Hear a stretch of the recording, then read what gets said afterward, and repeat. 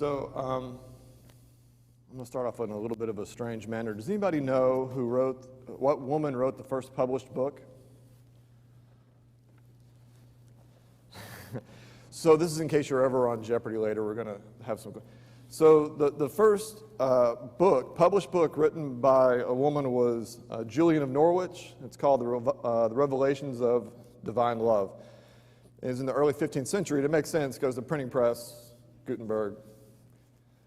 I think it was actually published a bit later, but in any event. So she was an anchoress.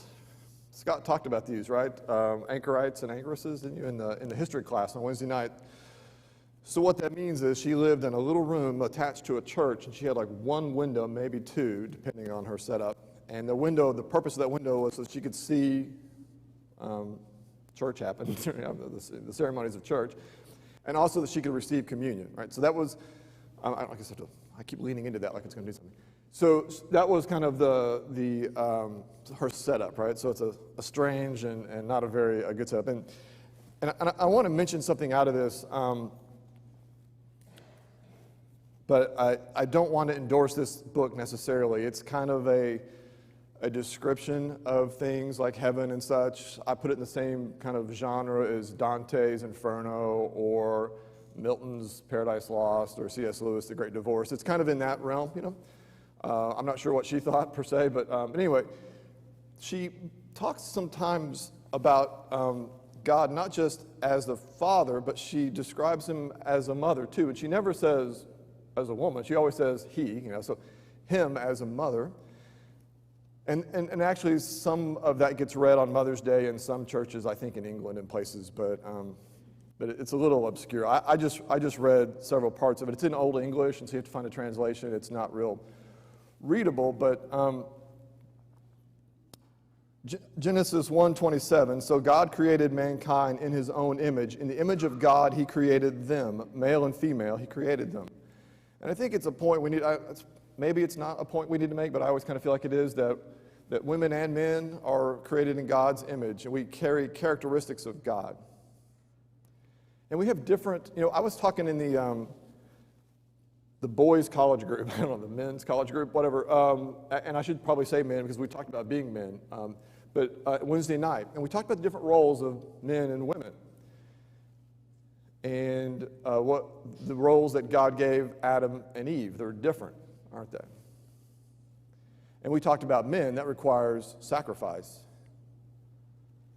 Like Adam had to sacrifice to toil in the dirt so that they could eat, right? That's what a man does. And so I hope that's not scandalous to talk about God in this way. But think about this. Let's think about the word mercy in the Hebrew language. The word mercy, and I'm mispronouncing this for anybody who might speak Hebrew, I apologize. But rajamin, which is derived from the word rashem, or womb. So the most fundamentally motherly thing is the derivation for the word mercy. The ultimate protection provided by a mother for her child at sacrifice to herself is where we get this word mercy. So I think it's not a leap to think of mercy as kind of a feminine trait. And there's others, compassion. So anyway, back to Julian. I just want to read a quick passage. Again, I'm not endorsing any ancient texts here, but it's an interesting passage. She says, "He showed me something small, no bigger than a hazelnut, lying in the palm of my hand. And as it seemed to me, it was round as a ball. I looked at it with the eye of my understanding and thought, what can this be?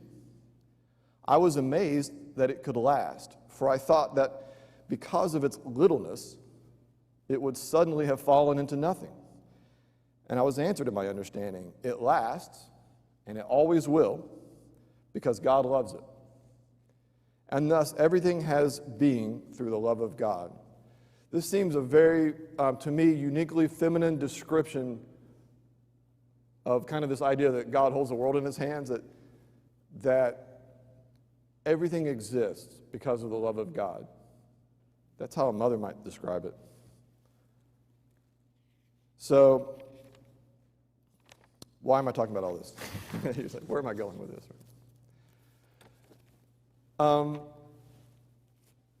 I kind of harbor a little bit of jealousy. I suppose I should tell you that I get to hear about ladies' classes that happen and the topics that they discuss in ladies' classes and the people who are discussing them.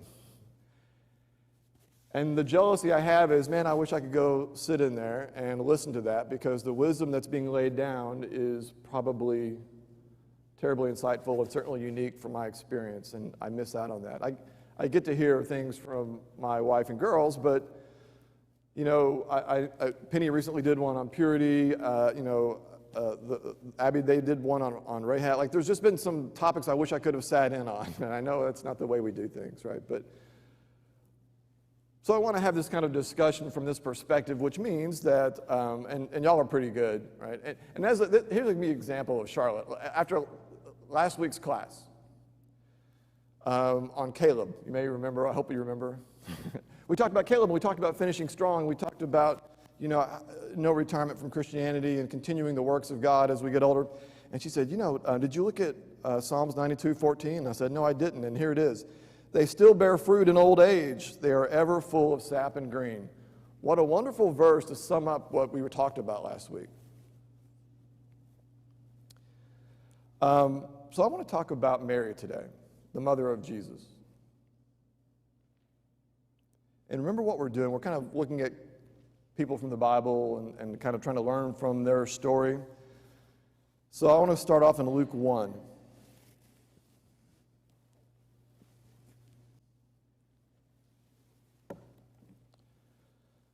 Luke 1, verse 26. In the 6th month of Elizabeth's pregnancy, God sent the angel Gabriel to Nazareth, a town in Galilee, to a virgin pledged to be married to a man named Joseph, a descendant of David. The virgin's name was Mary. The angel went to her and said, "Greetings, you who are highly favored. The Lord is with you." Mary was greatly troubled at his words and wondered what kind of greeting this might be. But the angel said to her, "Do not be afraid, Mary, you have found favor with God. You will conceive and give birth to a son, and you are to call him Jesus. He will be great and will be called the Son of the Most High. The Lord God will give him the throne of his father David, and he will reign over Jacob's descendants forever. His kingdom will never end." "How will this be?" Mary asked the angel, "since I am a virgin?" The angel answered, "The Holy Spirit will come on you, and the power of the Most High will overshadow you. So the Holy One to be born will be called the Son of God. Even Elizabeth, your relative, is going to have a child in her old age, and she who is said to be unable to conceive is in her 6th month. For no word from God will ever fail." "I am the Lord's servant," Mary answered. "May your word to me be fulfilled." Then the angel left her. So I read over this stuff as I'm reading the Bible, but if we think about all that's going on, we think about the context, that last verse that we read, 38, that's staggering. "I am the Lord's servant. May your word to me be fulfilled." This angel had just told her she was going to have a baby as a virgin before she got married. Married. Right, the third, whatever the levels of married, right? She was engaged. What are the downsides of this news?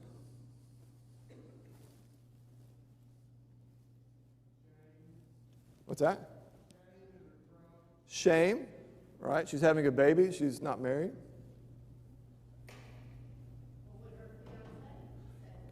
Joseph is most likely going to call it off after this.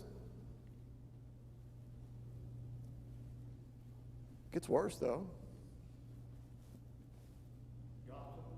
Gossip. She will be socially, what's the word I'm looking for? Set aside. Ostracized, thank you.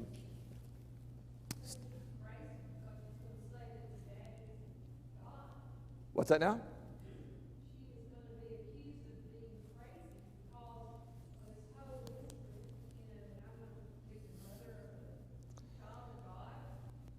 You're crazy, right? Like, oh, that's your excuse?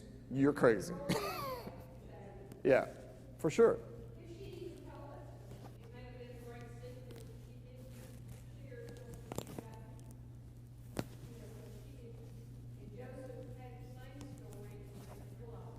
That certainly helped that Joseph came on board. But at this moment, like when she says, yes, at this moment, you're right. She's thinking, Joseph's going to cut me loose.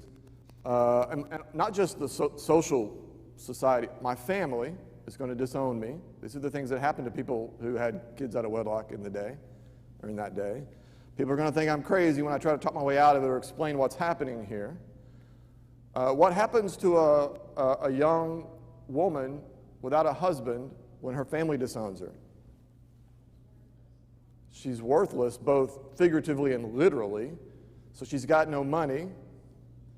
And the sad, extrapolation of this would be perhaps a life of not just poverty, but prostitution, perhaps, just to keep her kid alive. These are the things that women would have to do in that day and age to keep their children alive, because there was no other backstop, right? When you are totally on your own as a woman with a child. So these are the things that you would think would be going through Mary, and probably are going through Mary's head as she's hearing this news, like these downside things. And I want us to kind of put a pin in that because I want to come back to it.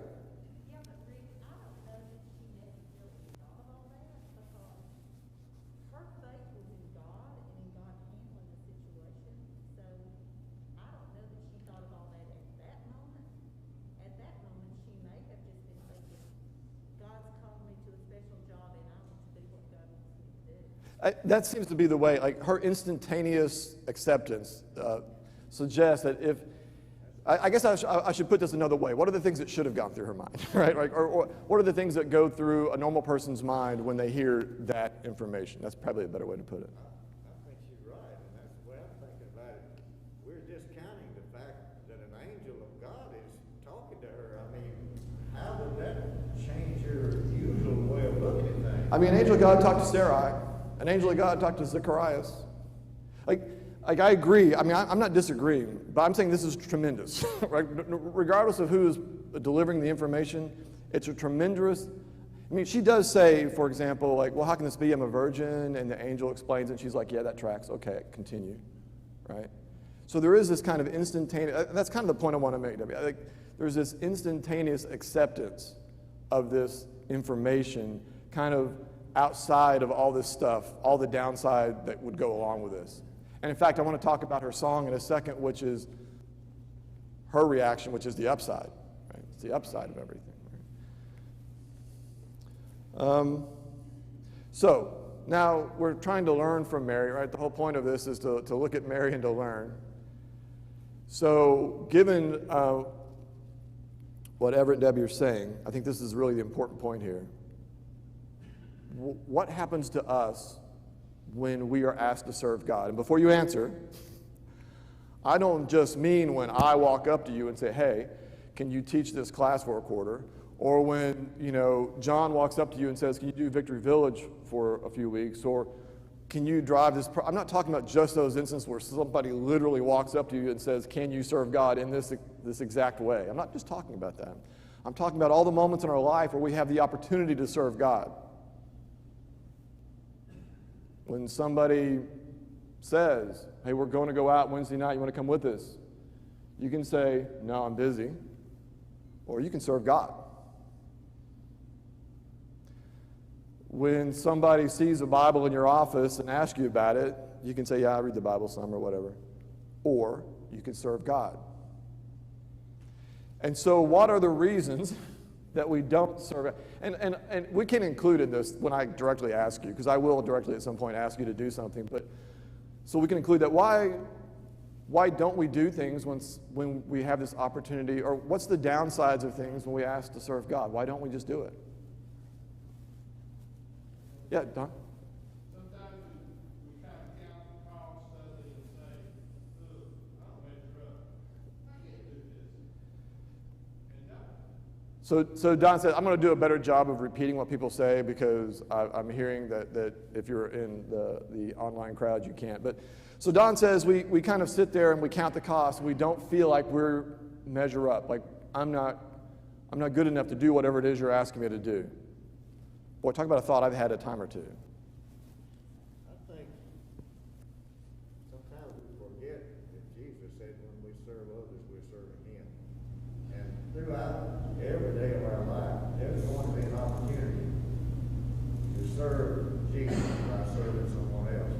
It doesn't have to be outside your own home. It could be husband to wife, wife to husband, parents to children, grandparents to grandchildren. It could be your next door neighbor. It could be the woman who's struggling to get her grocery cart out of a door that won't open properly. You see an opportunity. Sometimes you're going to get called out by heaven, and I have had that experience. But still, you reach out to help someone who seems to be in need of help. And in my opinion, that's serving Jesus. So again, just to clarify, Everett's point is when we have these opportunities to serve the people around us, we are in fact having opportunities to serve Jesus. And we are in that moment serving Jesus. In fact, the verse you're probably referring to is, Lord, Lord, when did I ever, visit the prison or feed the sick? When you did it to the least of these, you did it for me, right? And I'm paraphrasing horribly, I'm sure, but I think that's what you're referring. Yes.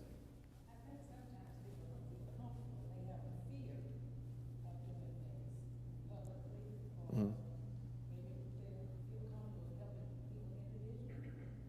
And the point here is that sometimes fear gets the better of us, right? This is exactly it, right? This is exactly it. I have this in my notes, but you said it. And so when people, and usually it's like college guys, or if I get too close to anybody, tell me to back up. I don't want to make anybody nervous. But college people, sometimes Europros or whatever, have asked, like, how can I get more involved? How can I, get more involved in the church? And my advice, which I'm now going to start calling my, I had a word, I've left my notes, but my Mary, I'm going to go look because you've hit my point exactly. The Mary approach, right? The Mary approach, right? Somebody asks me to do something, or I see the opportunity to do something, I just say yes. Somebody asks me, can you teach this class for the next quarter? Again, I don't want to embarrass people, but I've done this to people, and they say, let me get back to you. Sometimes they'll say, let me get back to you. And then ultimately they'll say yes, and I can see it in their eyes. They're nervous. Because public speaking, you mentioned public speaking too. Public speaking is scary. Like there's the old Seinfeld bit where it's like the number one fear is public speaking, the number two fear is death. His joke was you'd rather be delivering the eulogy than in the casket? Or you'd rather be in the casket? I see, I read the joke. You'd rather be in the casket than you get it. So that's scary, right? So what I always, what I tried to do, and because you're scared, I don't have time. Like, I'm thinking about the teaching a class thing. Right? I'm scared, I don't have time. I'm going to have to study enough. Don's point is I'm not good enough. I'm not ready for something like that. Don't think about any of that. Just say yes, like Mary said. Yes. May it be as you say. And then afterwards, after you're committed, right? Now it's too late. Now think about, oh, that's going to be scary. Or, oh, I'm going to have to study a lot, or whatever. Or same thing if, teach little kids. We say, oh, little kids. How do I plan a lesson for illiterate people? How? I don't want to have to be teaching and make people behave. Nah, no, I'm not teaching kids. Or I just say yes. And I ask the myriad of people in here that are really good at it for advice. But that, like, if we take away nothing else, that's the point I want us to kind of come away with. This Mary's commitment to God, right? And so the outcropping of that commitment is I think what Ever and Debbie said initially, is like it wasn't really, it wasn't one of those, right? Mary said yes. Because God asked me. Sometimes I think we're caught off guard and we're not ready for the opportunity, whatever the opportunity is, whether it's something simple or teaching in class. We're not thinking that opportunity is going to be there, so we're caught off guard. And we don't know how to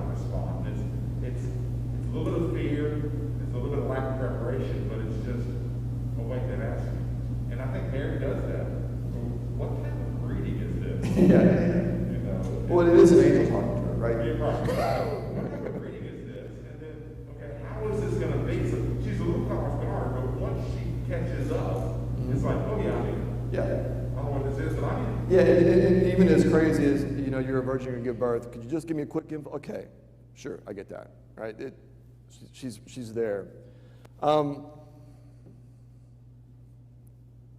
right. So, we have such a short class, so I'll make sure. Oof.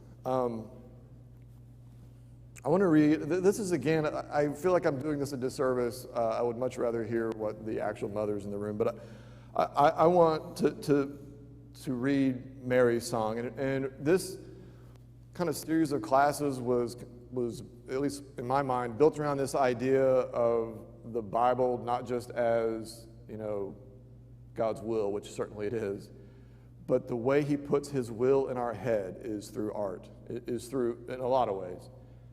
But if we read Mary's song, Magnificat, right, which means my soul in Latin, if we read that, we can feel it, right? It's not just that we learn that Mary said yes and all of this. We can read this and we feel it. And so it's one of these, I wish I spoke ancient languages or whatever language this poem or song was originally in, but it has, aspects of poetry to it, right? It's synonymous parallelism and things of that nature that I don't quite get, but we've translated it to English. Here we go. I'm starting in verse 46 now. And Mary said, my soul glorifies the Lord, and my spirit rejoices in God my Savior.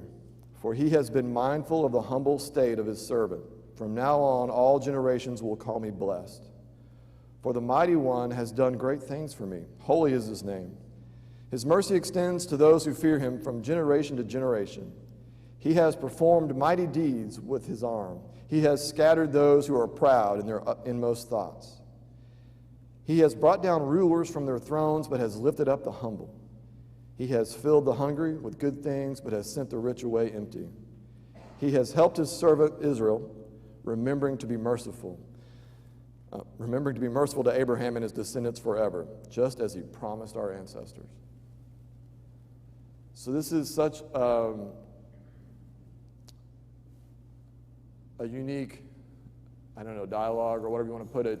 Mary kind of taking all of this in and understanding at this kind of early on, this meta level of what this means, within the story of her ancestor in Israel and God in the future, right? She gets it.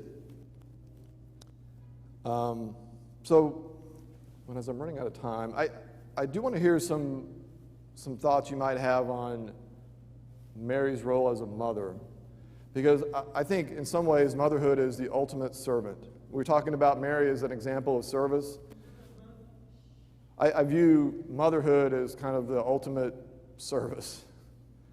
And I don't mean to overstate it, but I don't think I can. What does it mean to be a mother? Everything. It's your life. It is all-encompassing. It is your identity. I believe that. I mean, these are things I learned, Jackie, because I'm not a mother. I'm married to one.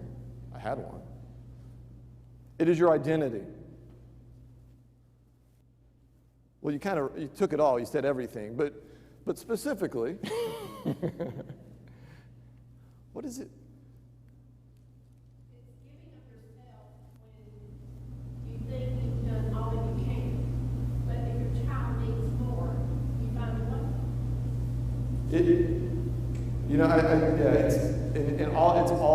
And what wraps us all, what holds us, what binds us all together is love, right? And I think that was where we kind of started in this. It's the love that protects us. It's the love that sustains us. It's the love that continues, So we talk about 1 John kind of grace, right? It continues.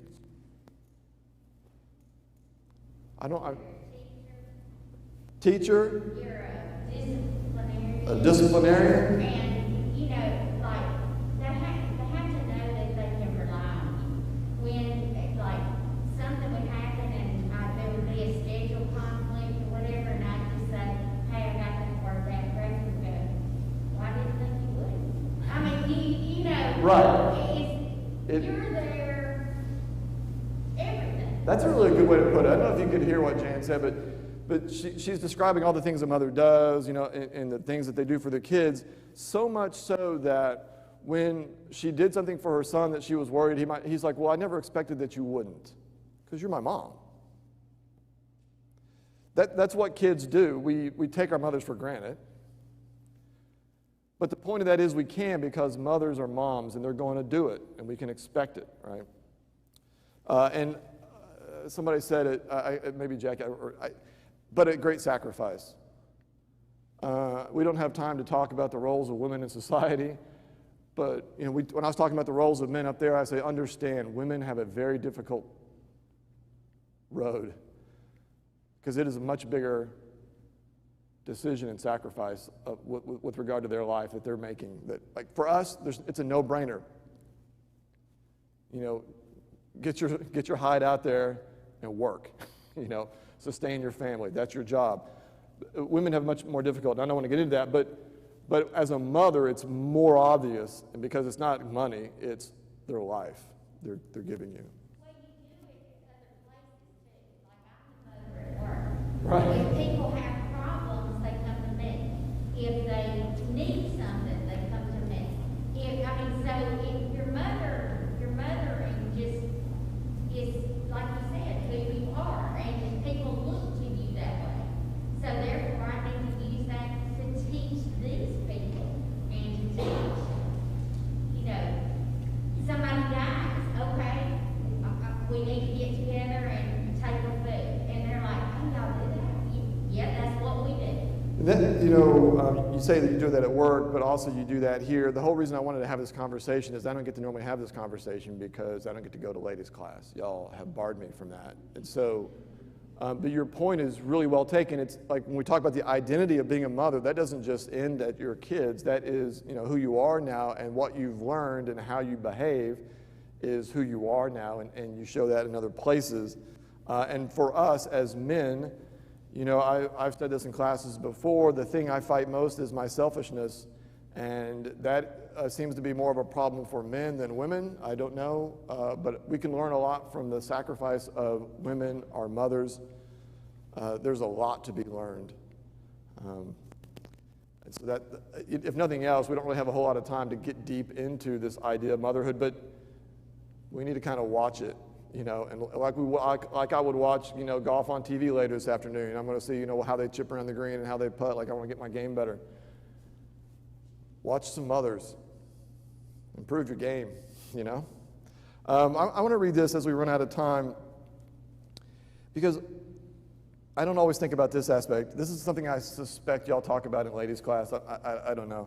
But in Luke 2, when Joseph and Mary present Jesus at the temple, Luke 2, verse 34. Remember, they went to Simeon and then the old lady whose name I forget. But anyway. So verse 34. Then Simeon blessed them and said to Mary, his mother, "This child is destined to cause the falling and rising of many in Israel, and to be a sign that will be spoken against, so that the thoughts of many hearts will be revealed." Okay, and here's the last thing he says. "And a sword will pierce your own soul too." He's saying this to Mary now, right? He's saying this to Mary the mother. This is not to Joseph and Jesus and Mary. He's saying this to Mary. A place to go, there's several places, but in John 19, verse 25, near the cross of Jesus stood his mother's sisters, Mary, the wife of Clopas, and Mary Magdalene. When Jesus saw his mother there, and the disciple he loved standing nearby, who's this? The writer, John, right? He said, "Woman, here is your son." And to the disciple he said, "Here's your mother." What is he doing?